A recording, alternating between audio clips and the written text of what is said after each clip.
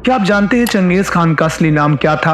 अगर आपको लगता है चंगेज खान मुसलमान था तो आप गलत हैं। चंगेज खान जिसने पूरे विश्व के बड़े हिस्से को जीता, जिसके सामने अलेक्जेंडर द ग्रेट और जूलियस सीजर का साम्राज्य लगभग कुछ भी नहीं था।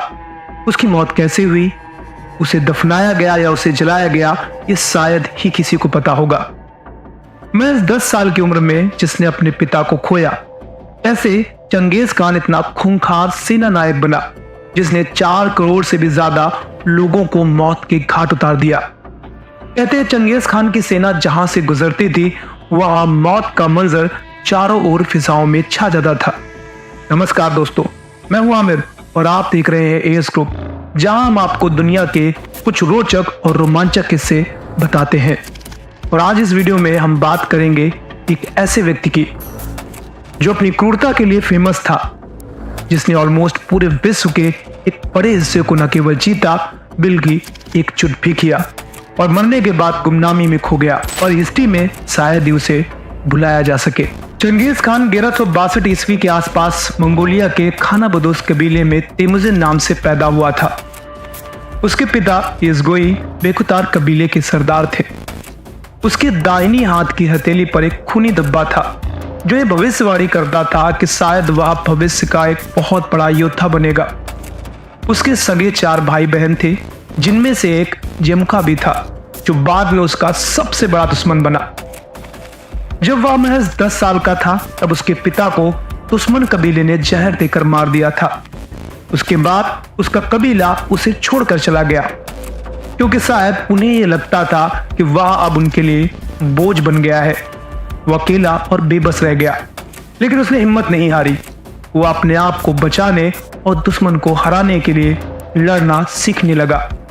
उसने अपने युद्ध कौशल को बढ़ाया और संगठन शक्ति से कई कबीलों को जीतने लगा। उसकी शादी 12 साल की उम्र में बोर्ते के साथ हुई, जो उसका पहला और सच्चा प्यार थी। लेकिन उसकी खुशी जल्दी ही खत्म हो गई जब एक विद्रोही कबीले ने उसकी पत्नी को अगवा कर लिया। हालांकि उसने अपने कुछ वफादार दोस्तों के साथ मिलकर उसे छुड़ाने के लिए अपना जान बलिदान करने का भी साहस दिखाया। उसके दोस्त में से बेगोरचू भी था जो उसका सबसे करीबी साथी बना। उसका सगा भाई जेमुखा भी उसका एक भरोसेमंद साथी था, लेकिन बाद में वह उससे ईर्ष्या करने लगा और उसका विरोधी हो गया। वह उसके ताऊ ओंग खान के साथ मिलकर चंगेज खान के खिलाफ युद्ध छेड़ दिया। चंगेज खान ने उस दोनों को हराकर अपनी शक्ति का प्रमाण दिया। उसने अपने पिता का मौत का बदला लेने के लिए उसके हथियारों को भी खत्म कर दिया। उसकी विजय ने उसे मंगोलों का सरदार बना दिया और 1206 में मंगोलों की सभा कुलताई ने उसे चंगेज खान नाम का ओहदा दिया, जिससे बाद में वह पूरे विश्व में फेमस हुआ। वह अपनी विशाल सेना के साथ दुनिया पर राज करने का सपना देखने लगा था। उसने सबसे पहले चीन पर आक्रमण किया, जहां उसने अनेक राजवंशों को तबाह कर दिया। उसने पेकिंग को जीतकर अपना मंगोल साम्राज्य स्थापित किया। उसने अपने सहयोगी सुम साम्राज्य को भी छोड़ दिया जब वह उसके खिलाफ बगावत करने लगे। उसने अनेक शहरों को जलाया और लोगों को मारा और उनकी संपत्ति को भी लूटा। उसने चीन के अधिकांश हिस्से को अपने अधीन कर लिया था और फिर उसने अपनी नजर यूरोप की ओर डाली। उसने 1218 में कारा खिताई को हरा दिया, जो एक तुर्की राजवंश था जो एशिया के बड़े हिस्से पर शासन करता था। उसने उनके राजा को मार दिया और उनके राज्य को अपने साम्राज्य में मिला लिया।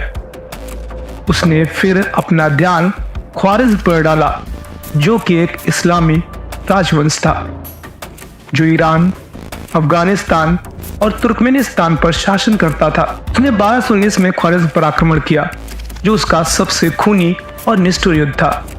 उसने उनके राजा अलाउद्दीन को भागने पर मजबूर कर दिया और उनके शहरों को नष्ट करना शुरू किया। उसने उनके लोगों को बड़ी क्रूरता से मारा, उनकी मस्जिदों को तोड़ा और उनकी रिलीजियस इस्लामिक बुकों को भी जलाया। उसने उनकी आबादी को तकरीबन आधा कर दिया और उनकी सिविलाइजेशन को भी नष्ट किया। उसने 1221 में शाह अलाउद्दीन को चांद से मार दिया और उसका सिर काट कर एक घड़े में भर दिया।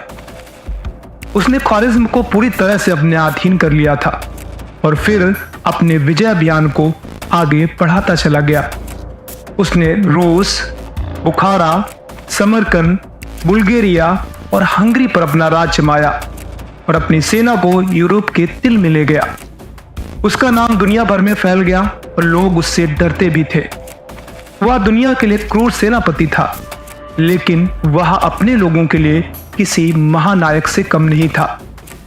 चंगेज खान, जिसका नाम आज इतिहास में गौरव के साथ लिया जाता है। कहते हैं चंगेज खान की मौत का कारण अभी तक स्पष्ट नहीं हो पाया, पर कहते हैं कि वह 1227 के युद्ध में घायल होकर मर गया था। कुछ कहते हैं वह एक घोड़े से गिरकर मर गया था।